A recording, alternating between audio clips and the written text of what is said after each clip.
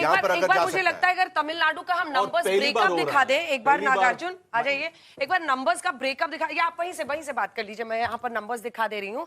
तमिलनाडु का अगर नंबर दिखाएंगे तो हमें पता चल जाएगा कि वहां AIADMK के कितने हैं और वहां पर बीजेपी के कितने हैं। ब्रेकअप हम देख लेंगे AIADMK का, जिससे हमें पता चल जाएगा कि वहां पर क्या स्थिति बनती हुई दिख रही है। तो ये DMK का 55 आप देख रहे हैं, जिसमें ब्रेकअप देखिए तो ब्रेकअप में 48 DMK के हैं, कांग्रेस का 5 है, CPI का 1 है।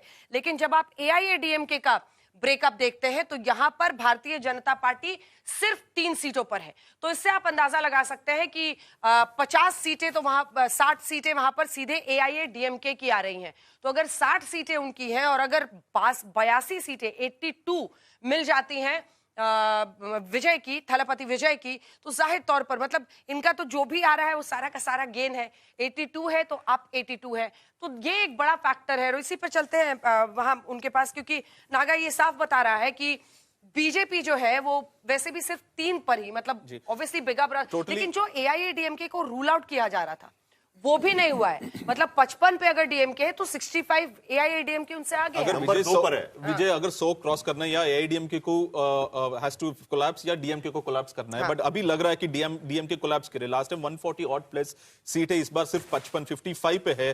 तो एंड AIADMK सरप्राइजिंगली परफॉर्म अच्छे कर रहे हैं, 65 पे गए।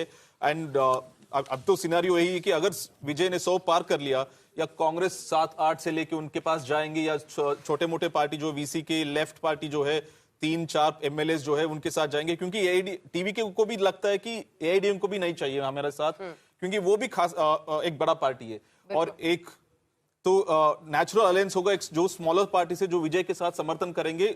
शायद अगर 100 पार कर लिया तो स्मॉलर पार्टीज जो है विजय के साथ जा सकती है। चलिए ये दिलचस्प रहेगा देखना, क्योंकि पिछली बार के नतीजे अगर आप देखिए साल 2021 के, तो AIADMK के 66 सीटें आई थी, 66 और 133 सीटें DMK की थी।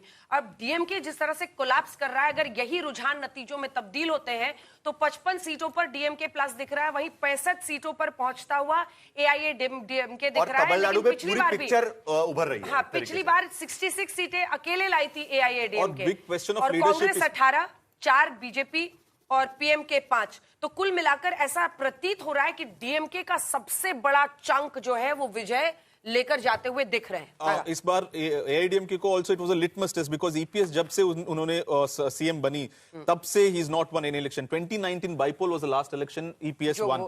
So 21 में स्टेट इलेक्शन हारे, 19 में लोकसभा हारे, 24 में लोकसभा फिर हारे, 7 सीटों में डिपॉजिट भी नहीं मिला AIADMK को। So इस बार he is number 2 पार्टी। लेकिन जयललिता के जाने के बाद AIADMK अपना वजूद बचाए हुए हैं, ये भी एक बहुत बड़ी बात है, क्योंकि आमतौर पर बड़ा नेता जाने के बाद क्षेत्रीय पार्टियां खास करके, और जबकि अब बंगाल में देखिए बड़ी इंटरेस्टिंग तस्वीर, बीजेपी रुझानों में 140 सीटों पर आगे चल रही है, यानी बहुमत के आंकड़े के पास बीजेपी पहुंचते हुए वहां पर नजर आ रही है। 293 सीटों पर वहां पर काउंटिंग चल रहा है, उसमें से 248 सीटों के रुझान इस वक्त हमारे पास में है। 140 सीटों पर बीजेपी वहां पर आगे चल रही है, यानी बहुमत के आंकड़े से करीब वहां पर बीजेपी पहुंचते हुए नजर आ रही है। हम अब ये कह सकते हैं कि 8 सीटें कम है भारतीय जनता पार्टी के पास रुझानों में बहुमत का आंकड़ा पार करते हुए। 147 में ही हो जाएगा, 147 में ही हो जाएगा। तो 7 सीट पीछे है फिलहाल शुरुआती रुझानों में। पश्चिम बंगाल 7 सीटें पीछे है, जहां पर 141 हो गया, 6 सीटें पीछे है बहुमत के आंकड़े के। वहीं पर अब ऐसा लग रहा है कि TMC एक सेंचुरी के आसपास, लेकिन अभी भी इंतजार कीजिए, क्योंकि अक्सर ऐसा होता है कि मामला बिल्कुल से बाद में भी पलट जाता है। जरा पश्चिम बंगाल का हीट मैप जरा दिखा देते हैं आशुतोष, क्योंकि ये बड़ी इंटरेस्टिंग उभर रही है। तो आ ही गई है पूर्ण बहुमत की तरफ यहाँ पर भारतीय जनता पार्टी अगर जा रही है, पूर्ण बहुमत की तरफ अगर भारतीय जनता पार्टी जा रही है, तो जरा देखना होगा कि डेंसी किस तरीके से ये पूरी ताकत उनकी फैलती हुई नजर आ रही है। देखिए तृणमूल कांग्रेस पार्टी अगर हम देखें तो भारतीय जनता पार्टी का देखिए, तृणमूल कांग्रेस पार्टी करीब 38% वोट शेयर के साथ वहां पर नजर आ रही है, जबकि Bharatiya Janata party 44.8% vote share से वहां पर आगे बढ़ती हुई नजर आ रही है। यानी इसका मतलब यह है कि वोट शेयर में भी भारतीय जनता पार्टी वहां पर आगे चल रही है। सीटों में अगर पार्टीवार सीटें अगर हम देखें तो 144 के पास, ये देखिए ये पूरा ये मैप में आपको नजर आएगा कि किस तरीके से नजर आएगा। 99 सीटों पर तृणमूल कांग्रेस पार्टी, 144 सीटों पर भारतीय जनता पार्टी वहां पर आगे है।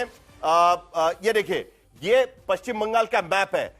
केसरिया रंग एक तरीके से पूरे पश्चिम बंगाल में अलग अलग इलाकों में पहले 2021 के चुनाव अगर हम देखें तो साफ तस्वीर नजर आ रही थी कि बीजेपी का इलाका कौन सा, टीएमसी का इलाका कौन सा। अब सारा मिक्स्ड मैप फिलहाल रुझानों में यहां पर नजर आ रहा है। बहुत ही इक्का दुक्का ब्लू कलर में यहां पर आप देख सकते हैं, नीले कलर में कांग्रेस पार्टी की सीटें, यानी पूरे पश्चिम बंगाल में भारतीय जनता पार्टी वहां पर फैलते हुए अलग अलग इलाकों में रुझानों में भारतीय जनता पार्टी 144 तक पहुंच चुकी है।